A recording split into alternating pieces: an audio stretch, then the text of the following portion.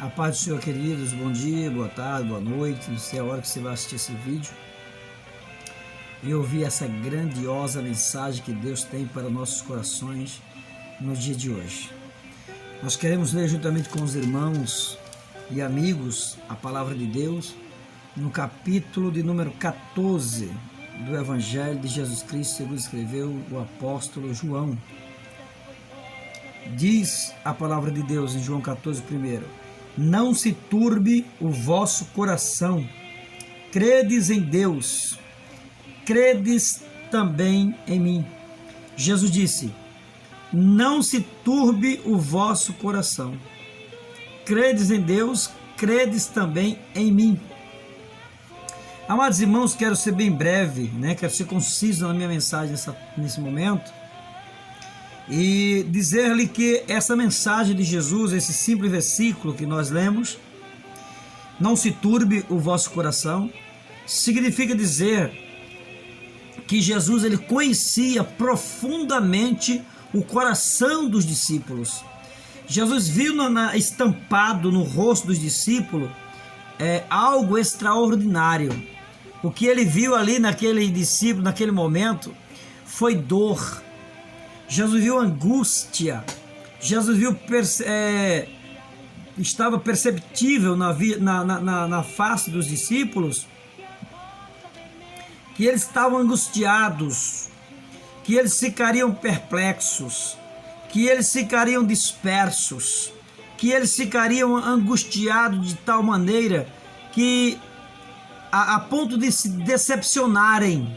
É isso que Jesus está dizendo. Por que vocês estão perturbados? Não fiquem perturbados, não se perturbam, não se turbe o vosso coração. É mesmo que dizer, não deixe que seus corações fiquem aflitos, fiquem descontentes, entristecidos, angustiados.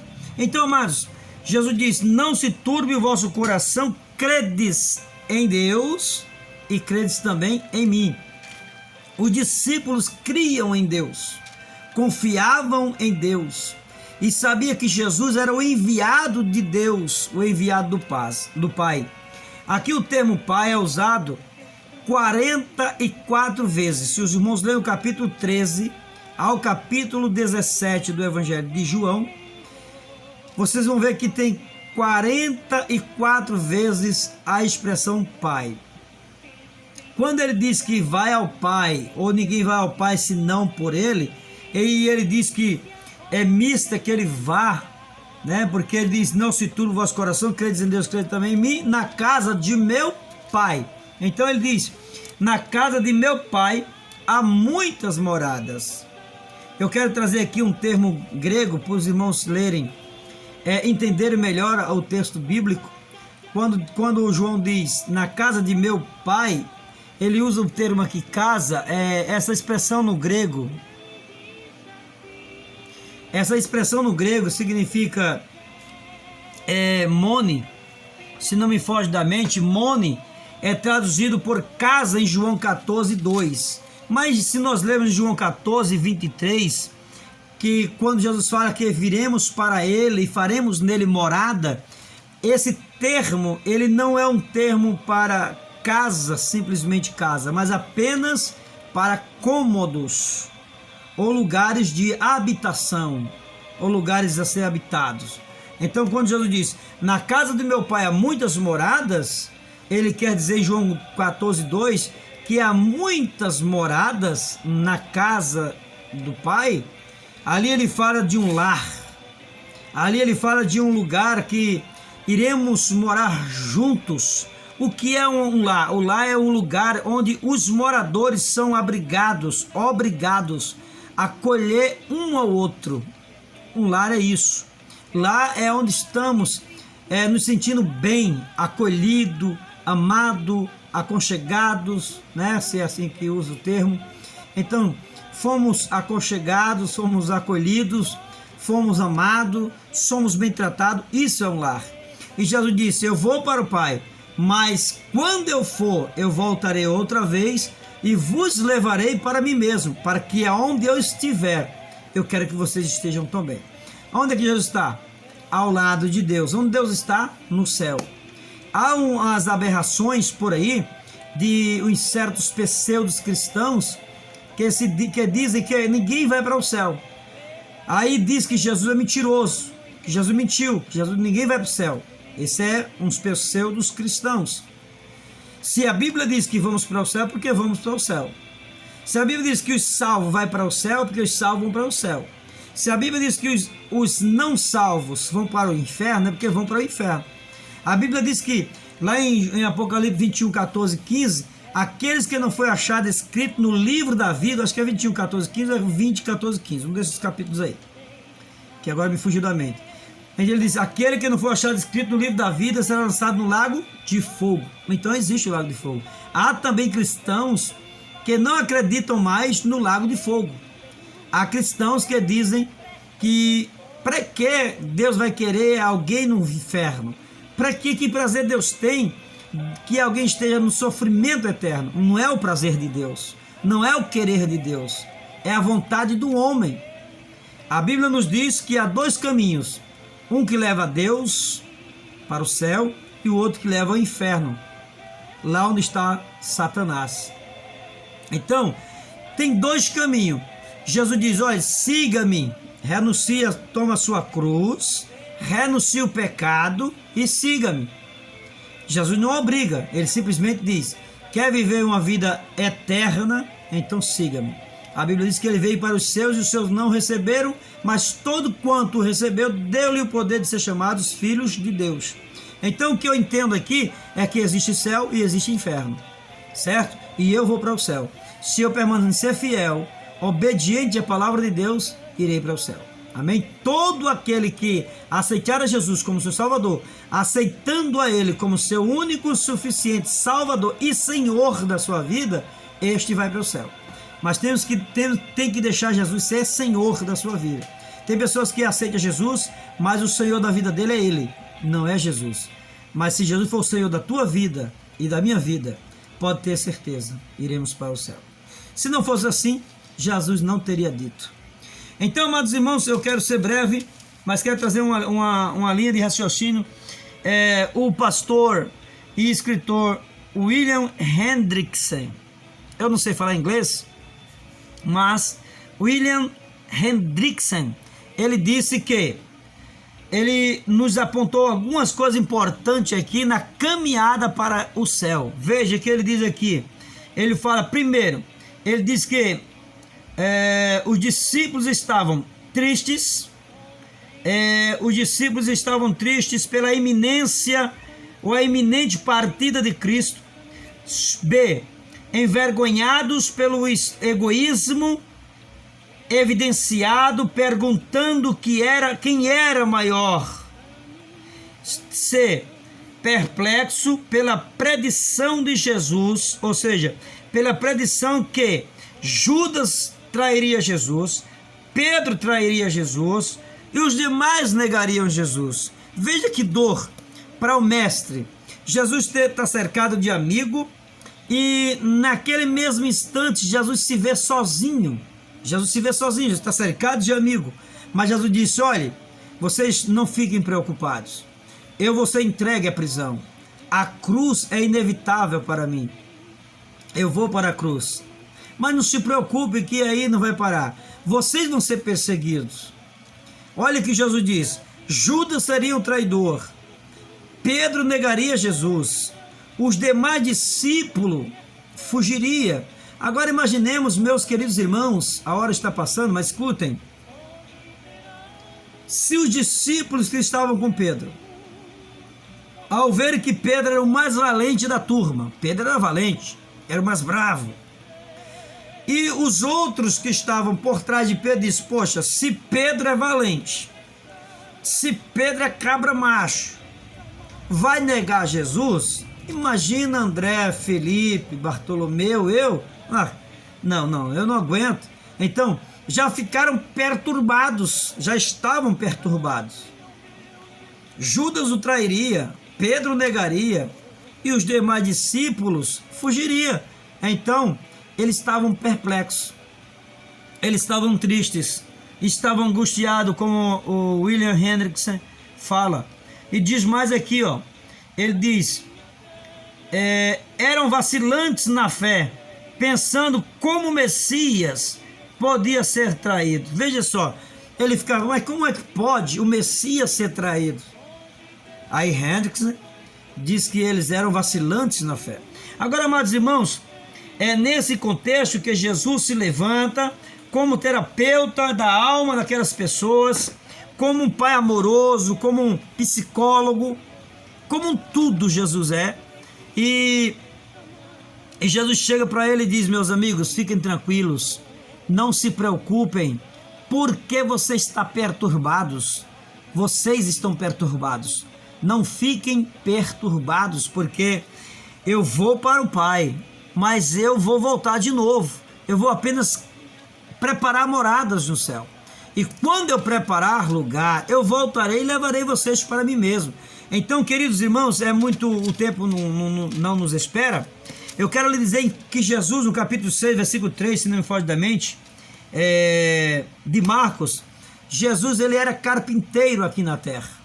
Mas Jesus, ele deixa a sua profissão de carpinteiro e vai para o céu. Ele promete, no capítulo 14, versículo 3 de João, ele promete que vem nos buscar. Então ele deixa a sua missão de carpinteiro, agora é construtor. A Bíblia diz que ele edificaria a sua igreja. Então Jesus está edificando a sua igreja na terra e construindo um lar nas mansões celestiais. E eu tenho certeza que ele está prestes a voltar. Tudo está pronto, tudo está preparado. Amém? Então temos certeza que ele vai voltar.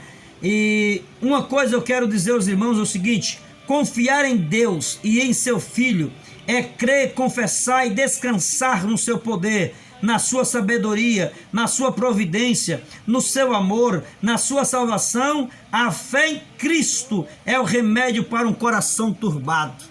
Então, crer em Jesus é confiar no seu amor. Crer em Deus, crer em Jesus é estar seguro, é estar tranquilo, é estar com a mente tranquila, sabendo que um dia tudo isso vai passar. Oh, aleluia! As crises vão virem, as tempestades vão virem, as sombras vão aparecerem, mas Jesus não negou isso. Jesus evidenciou, exortou, conclamou e instruiu os discípulos. Ele disse assim: não se turbe os vossos corações, né? As prisões, os açoites nos alcançarão, sofrimento, a morte, tudo isso vai nos acompanhar. A morte, a dor, o sofrimento, a angústia, a decepção, tudo isso vai nos abater, vai chegar até nós, mas nós não podemos nos perturbar, porque Jesus já dizia isso: não se perturbe o vosso coração. Não se perturbe. Ele diz: olha, credes em Deus, credes também em mim, conclamou Jesus. A solidão, a crise financeira, a doença, o luto, a dor, as lágrimas, os vales profundos. Meus irmãos, quanta dor. Você vê um ente querido partir e não poder fazer nada. Isso é dor, isso é luto, isso é angústia, isso é sofrimento. Mas Jesus disse: não se perturbe, porque isso vai passar. Aleluia! A solidão vai passar, a angústia vai passar, a dor vai passar, a decepção vai passar, as sombras, nuvens negras vão passarem. Mas não se perturbe, porque eu vou para meu Pai, mas eu vou voltar para te levar, para você estar comigo aonde eu estiver. Isso é promessa de Jesus. A cruz era um espetáculo, né, para aqueles primeiros cristãos, assim como foi para Jesus. A cruz é símbolo de escárnio, é símbolo de zombaria, é símbolo de tristeza, é símbolo de desprezo, é símbolo de tudo aquilo que é ruim. Mas temos que passar, irmão Ezequiel, vamos passar. Vamos passar por lutas, por dores, por decepções, por prisões, por cadeias e até mesmo pela morte. Porque muitos, para chegar no céu, vai ter que perder sua vida. Mas outros vai ser transladado no abrir e fechar de olhos. A Bíblia diz em 1 Tessalonicenses capítulo 4 e versículo 13 por diante, que Jesus virá para arrebatar essa igreja. Versículo 16, 17 diz que nós vamos encontrar com ele nas nuvens, para que nos apresentemos a Jesus, para que Jesus nos entregue ao Pai. Então, essa igreja amada, querida, escolhida, adornada, preparada pelo Espírito Santo, o Espírito Santo nos levará aos braços de Jesus, e Jesus nos entregará a Deus, uma igreja pura, imaculada, sem ruga, sem mancha. Aleluia! Uma igreja que sofreu escárnio, zombaria, desprezo, dor, decepção, luto, afrontas, tudo isso, mas uma igreja vencedora. A igreja vencedora, ela jamais ficará para trás. A igreja vencedora, ela sempre estará adiante. Ela sempre estará adiante. Nada para a igreja vencedora. Amados irmãos, para finalizarmos, quero aqui trazer uma conclusão com os irmãos, rápida. A fé em Jesus é o único remédio para um coração turbado. A fé olha para Jesus e não para as tempestades. A fé ri das impossibilidades. A fé triunfa nas crises. A fé ri da impossibilidade. Quando o homem diz não há jeito, não tem jeito, não dá mais. Quando o homem diz, meu filho, esquece teu Deus, esquece tudo, olha, não tem mais jeito. A fé ri dessas circunstâncias. Então, quando você olha para Jesus, o autor e consumador da fé, você crê que você é mais que vencedor. Então, você olha para Jesus e você vê que a fé é suficiente para andarmos de cabeça erguida. Então, queridos irmãos, por que ficar perturbado? As lutas virão, Jesus já dizia isso. No mundo tereis aflições, 16:33 do Evangelho de João. No mundo tereis aflições, mas tende bom ânimo. Eu venci o mundo. A aflição ali é uma palavra que no original quer dizer tilipsis, imprensa. É como você imprensasse azeite. Aqui no Nordeste é como você imprensasse farinha. Você coloca a farinha no tacho e coloca aquela máquina por cima e começa a imprensar para tirar todo o caldo, para sugar o caldo da mandioca para fazer a farinha, né? Para ficar aquele pozinho. Então, nós somos espremidos, somos moídos. Mas o Espírito Santo diz, meu filho, eu estou aqui, não temas. As lutas são grandes, as dificuldades são grandes, as perseguições são grandes, nunca vai deixar de existir perseguição.